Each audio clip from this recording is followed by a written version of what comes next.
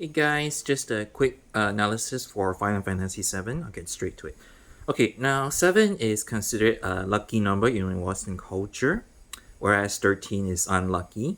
And then 4 is considered unlucky as well in East Asian culture because Mandarin translation sounds very close to death. Okay, Final Fantasy 7th of July 1977. They found Jenova. They dubbed and then they thought it was an ancient when in fact it was actually an alien extraterrestrial parasitic organism that came all the way from the outside of the planet, landed 2,000 years ago. It was actually taking inspiration from the thing because it's just like, oh, it was something that could infiltrate the Cetra, taking on their inserting their genes, turning them into imitations, and then taking more and more of them as time went on, taking over them. The ancients ultimately did fight back and then banish it to burying it in the ice. But ultimately, the Cetra was nearly wiped out because of that. And 2,000 years later, ultimately, it was found by humans again, who thought it was an ancient when it actually wasn't. It's not an ancient; it's an alien. Okay, 7 plus 7, and then is 14. You get that now. Then 13th of September 1977, they approved the Jenova project, who they were trying to revive the ancients, which was a huge screw up. And actually today, 7th of July 2026, is the 49th anniversary. 4 plus 9 is 13. Now, Sephiroth was born. Now you thought, he had the flashback in Nibelheim. Oh, Jenova was my mother.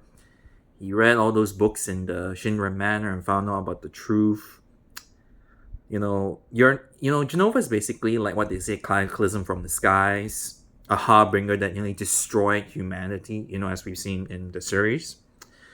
Uh, well, Sephiroth actually went mad.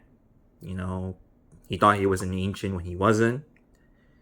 He burned down, a different person crawled out of that library. Someone else survived. He burned the man, he burned Nibelheim, injured Tifa, and all that. I'm not going to say any more of that. But this definitely took all inspiration from The Thing by John Carpenter. Everything about who knew that a well-known horror icon would influence in the development of a well-known character, Sephiroth, and all that because of Jenova.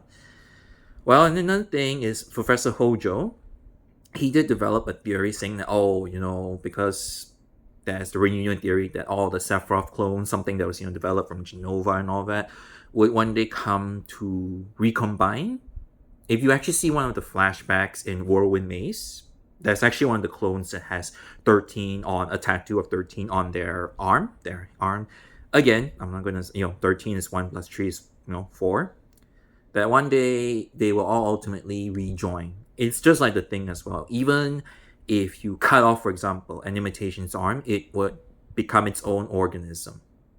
As we've seen in the blood test, now I'll show you what I already know. And ultimately, Jenova, everything would recombine. It's even in the original Final Fantasy, not the remake, you actually fight Jenova 4 times. The 4th time is just right before you confront Sephiroth, because Sephiroth is the final boss, got to finish him, otherwise, the planet's doomed with meteor and all that stuff. Well, the moment you approve the Jenova project, as in Dead Space and what you say, we are so fucked. Because, the Thing is an extraterrestrial parasitic organism. It's landed from outside and then buried in the ice for 100,000 of years until it was found by humanity, just like Jenova. And, it was, unsuspecting. You thought you found a treasure because you wanted to revive the ancients, go to the promised land. Ironically, that's the thing that would destroy humanity. It's like The Thing. If it reaches civilization, it would take 72,000 hours to invade the entire planet from the first contact in any civilized part of the world. Uh, it's like even the bosses, Jenova, Life Clinger, and all that. Oof, The Thing by John Carpenter. Thank you for watching, and remember, you see the thing, use fire and explosives. You got acid, also, that's pretty good too. And yeah, thanks for watching.